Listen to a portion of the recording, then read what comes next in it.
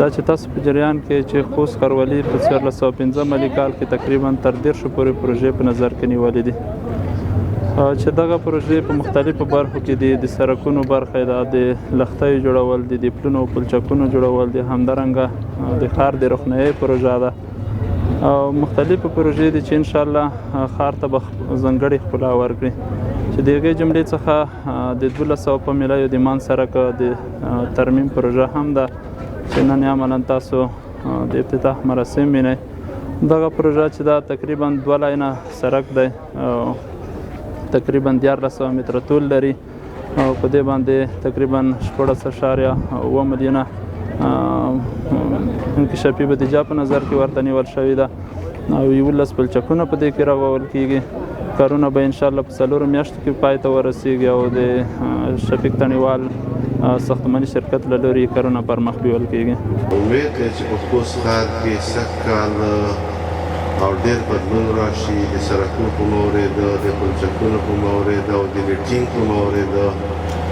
او د قدرمن والي صاحب نه ډېره مننه کوو چې په دې کې موږ سره ډېره همکاري کړې ده او همدا لنډ وخت کې انشاءالله د خوست تفصیلي او اصلاحي پلان هم باندې کار کېږي چې ډېر وخت ونه نیسي.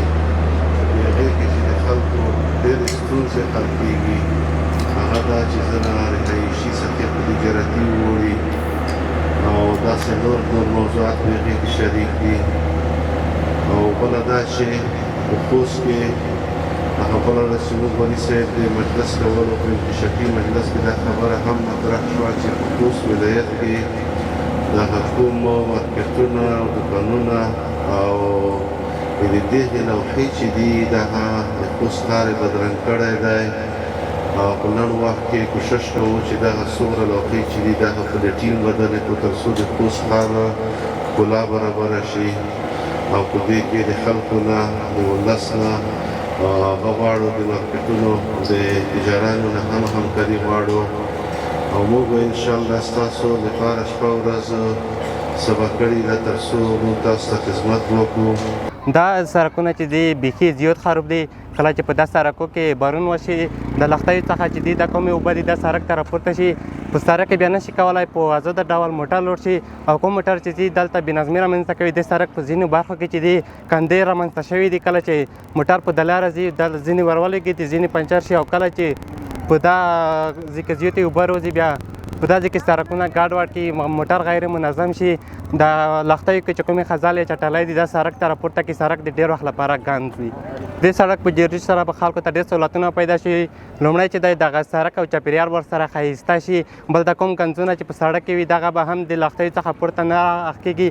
کله چې باران شي د اوبه منظم ډول په لښتیو کې ځي. ډېر ستونزې به مخکې به دا اوبه به راغلې په لښتیو کورونه به وختې هغه نه به تلې پوه شو. اوس یې دا ډانګیا جوړې کړي هغه لښتي برابر کړو سړک جوړېږي دا ډېره ښه خبره ده. دا چې جوړ شي کومې اسانتیاوې به ورمنځته شي ډېر ستونزې به حل شي ورسره.